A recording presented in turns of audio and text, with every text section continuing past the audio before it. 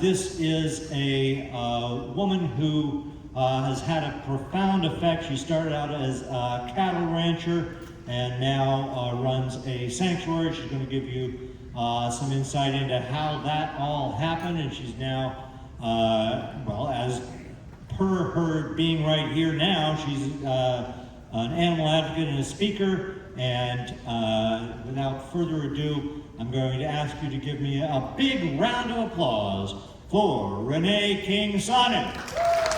Thank you. Thank you so much. Thank you. All right, so I'm so glad that all of you are out here today. And I am the founder and executive director of Rowdy Girl Sanctuary. And as most of you know, we transitioned our beef cattle ranch to a vegan farm sanctuary back in 2015. And along that journey, I have had the honor and the privilege of rescuing so many amazing animals. Rowdy Girl, who most of you know, or at least you probably heard about, and if you haven't, be sure and get the book. I am doing a book signing at 1 o'clock, and it tells all the stories of many of the animals. When I was asked to put this slide presentation together about the animals that helped build the movement, I was like, oh gosh, which animals do I choose? And so I'm going to take you on a little journey, and I'm going to tell some stories about the animals that have moved me and that have changed my life, and many, many others that have been to Rowdy Girl Sanctuary. All right, the first one is that I want to talk about. This is a young lady named Elena and her little piggy Gizmo. How many of you have heard of FFA, Future Farmers of America, 4-H? Okay. So, as you know, these programs are designed to desensitize young children to become, animal ag folks, farmers that torture animals. But they don't frame it that way, right? This is Elena with her little piggy Gizmo, and they're called projects. It's as if, it's an art project, right? Animals are not projects. If my husband came home and said to me, Renee, you're my future project, or I would say, whoa, animals are sentient beings. And so this is little Elena with her piggy. This is Gizmo right there at the sanctuary. Now what happened was Elena contacted me desperate on social media, just full of anxiety because Gizmo was going to be slaughtered like in 2 days. She was 15. She connected with me on Facebook Messenger. I still have the message. And this was a long time ago, and I was like, oh my God, let me see what I can do, And so I talked to my husband, and what I decided at that time was that I was going to have a meeting with the entire family before I said yes. Because Elena had a little piggy before named Chubbles that didn't have a happy fate. Chubbles ended up slaughtered, and that was also one of her best friends. And when she told me this, I said, Elena, I cannot take Gizmo if you're going to do this again. If you're going to bring another piggy into your school project and have a heart attack next year when things begin to get really dire, then that won't work, because we can't just keep putting animals into, sanctuaries when they're bought and sold to be food projects.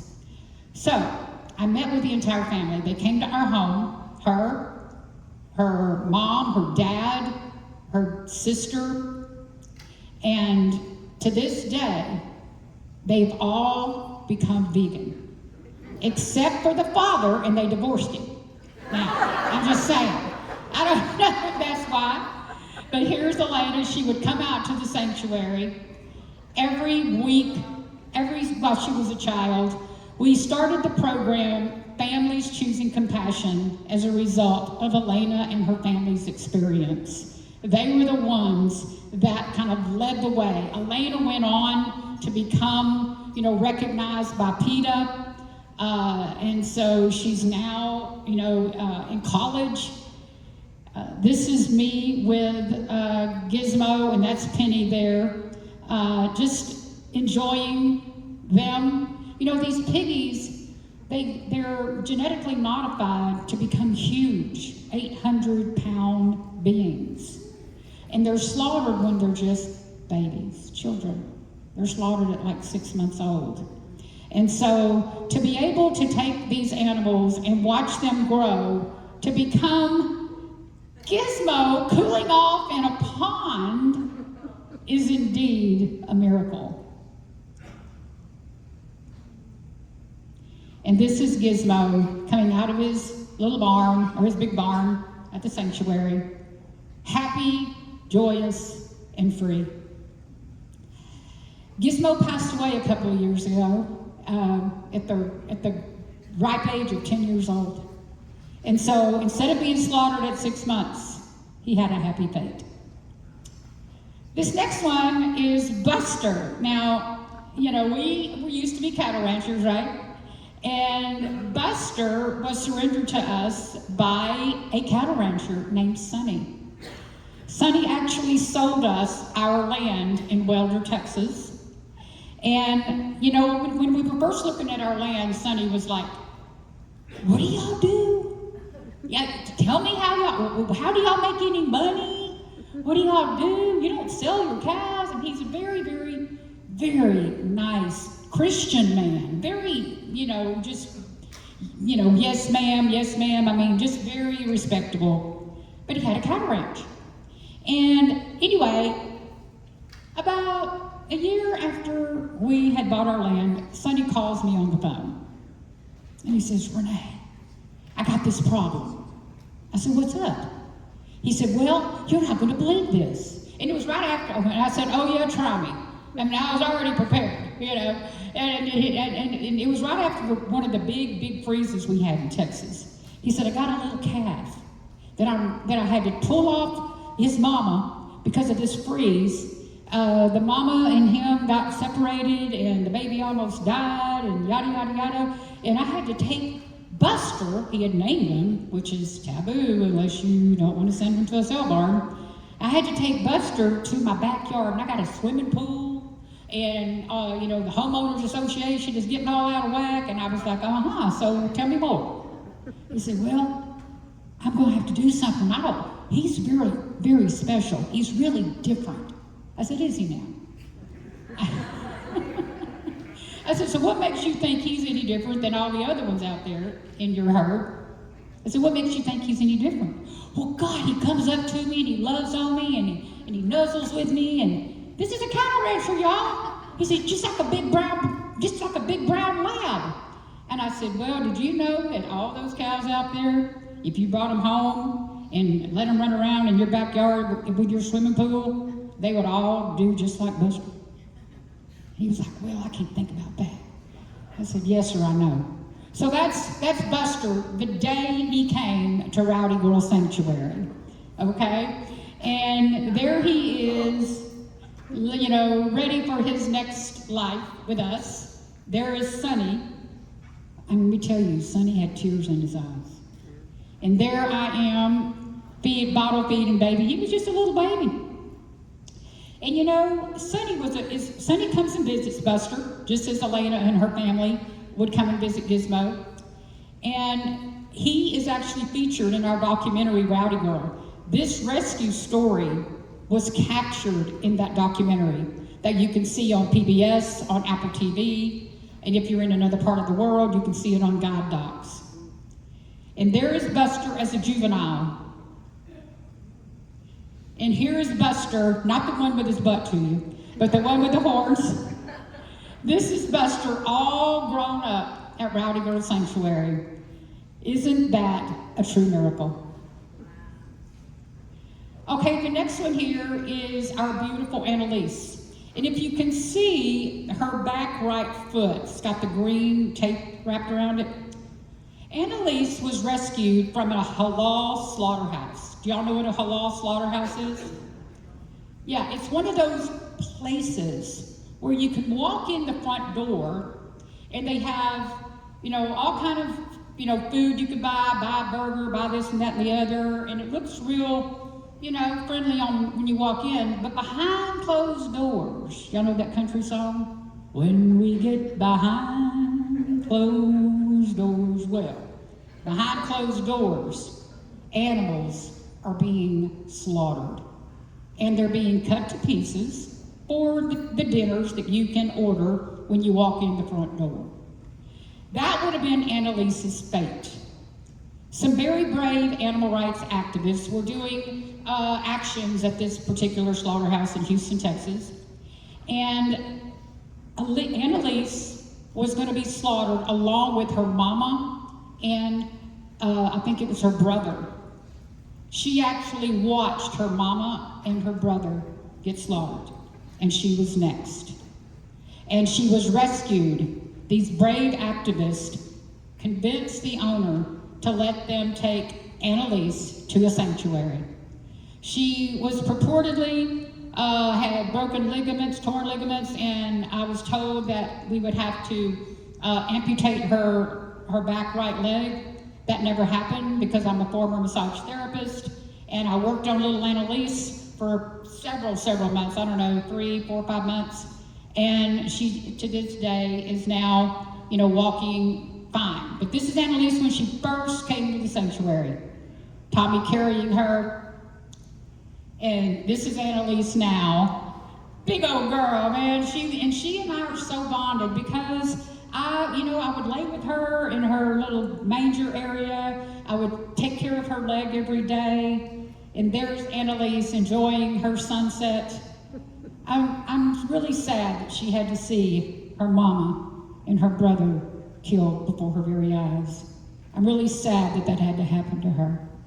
But today she's a happy girl. She's still with us. All right, now this one is a very interesting story about Betty, Veronica, and Samson. All right, Betty and Veronica came to us from, this is Betty and Veronica.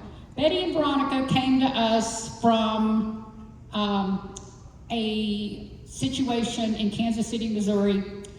Betty and Veronica were on their way to a slaughterhouse, and they were on a truck on a highway in Missouri. They both jumped off the truck. Yeah, they both jumped off the truck onto the highway. Veronica is the black one, Betty is the red one. Betty is Veronica's daughter. That's why they jumped off together, okay? And the next thing you know, helicopters are coming down the road, coming up the sky, looking down the road at these two cows running along the highway. They get apprehended, but not before they became a major news story in that hometown. So, a very brave activist contacted me and told me about this story. Now, before they jumped off the trailer into the road, they were nobody. They were just two cows going to a sale barn. But once they were named, once they became Betty and Veronica, they became someone. And everybody was rooting for Betty and Veronica to be saved. So Betty and Veronica ended up at the sale barn, and this fella contacted me and Tommy and said, Renee, nobody that I've contacted will let me, will buy these cows for me. I'm trying to get them out of that sale barn, but I have to buy them. No other sanctuary will take them because I have to buy them. And I understand. We don't want to be in a business of buying animals from feedlots, right? But there is a gray line that I have come to know. I wouldn't be talking to you today if I had not bought my husband's cows from him when I went crazy on the Texas cattle ranch. There's gray lines, and we have to realize that Betty and Veronica's story can be ambassadors for the world, and they have become ambassadors. Betty and Veronica, with my husband's help, my husband helped this fella named Russ figure out how to buy them at the sale barn. This animal rights vegan activist went to the sale barn, not knowing anything about being in a sale barn. If you've ever been to one, oh my God. And because my husband coached him on how to do it, you know, because that's what we used to do. We used to take all of our animals to sale barns. Animals just like Betty and Veronica would be slaughtered all the time because that's what we did. And it felt so good to be able to save these two. Like 72 hours later, they were at Rowdy Girl. That's when that's them at Rowdy Girl Sanctuary, and that's Veronica. Of course, she had a tag in her ear. And guess what? Veronica was pregnant. She would have been slaughtered with Samson in utero. This happens all the time in the industry. My friend Nancy out here calls it the animal agri-torture industry. I think that's appropriate. Can you imagine a mother going down a slaughter line with a baby being hung up to be slaughtered and your baby falling on the freaking floor? It's just, I got to witness Samson's birth. And if you watch the Rowdy Girl documentary, and if you have, Samson is the last frame you'll see on that documentary, his eyes. There's Betty and Veronica. And this is Samson, all grown up at Rowdy Girl Sanctuary. All right, JD, on the other hand, was a super stud, okay? JD was a resident of a breeder. A breeder owned him, and a bunch of other Brahmins just like him. JD came to us. It was the weirdest thing. I opened up my computer one day, and I'm reading a story. JD was telling his story about why he wanted to come to Rowdy Girl. The breeder, her name is Tara, told his story, and it broke my heart because, see, their family was splitting apart.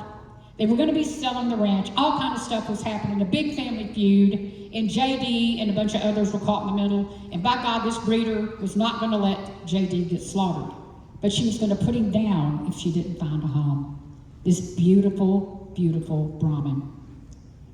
JD, what happened to him was he got into a big fight with a bunch of bulls over some woman, I'm sure, right? And JD got the short end of the stick. Got his back right leg broke up above his knee area, like close to his hip. And he was out of commission for a long time. But do you know that breeder took him to the vet and paid to have him his leg set like that? So she really loved JD, and she ate animals. And here's JD at the sanctuary. JD came to Rowdy Girl, and he is now living his best life ever. He's in our special needs pasture. We don't let him hang out with the other big herd because we don't want him running and falling and hurting himself on that leg. So he's taken care of in a special way at Rowdy Girl. Here's Cinnamon. Cinnamon is another beautiful Brahmin. She's a red Brahmin. And Cinnamon was also rescued from slaughter, just died, minutes from being slaughtered. She also was owned by a breeder. And right at the very beginning of our story, probably around 2000, late 2015, ABC News came out and they did a story on us and on our sanctuary. And the people that owned Cinnamon, the mama and the daughter, contacted us because they had seen Cinnamon. And this is the young girl here that contacted us. She also was in one of those programs, 4-H, okay? And this is what they did. They bought and sold, Brahmins.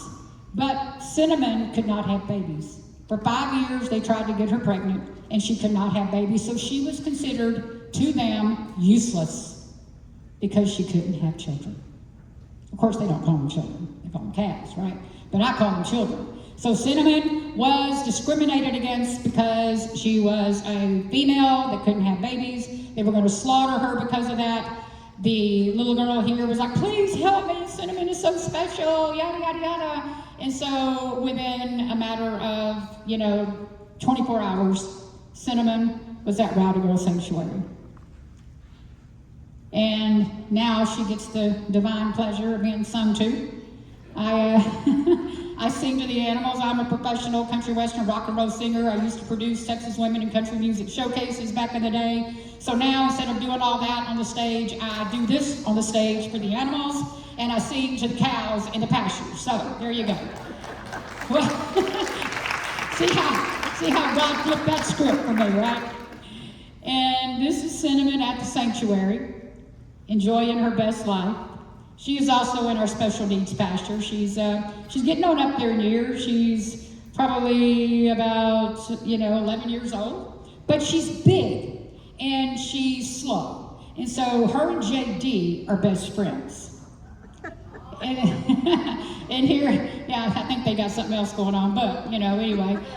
And this is Cinnamon loving on carrots. She loves carrots. And right here you see Cinnamon, JD, and our beautiful resident named Pearlie.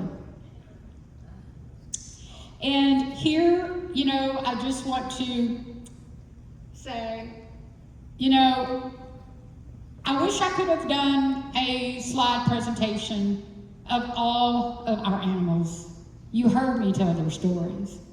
Every one of their stories is ingrained in my heart, in my DNA.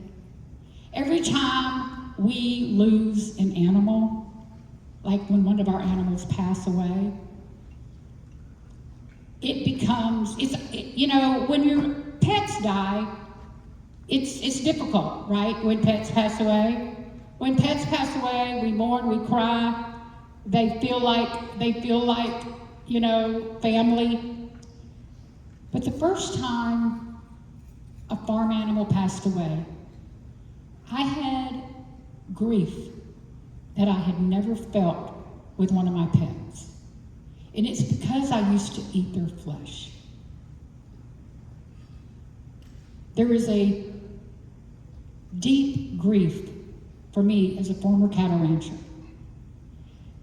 Just knowing that I used to eat their legs, their breast, their ribs, their rump.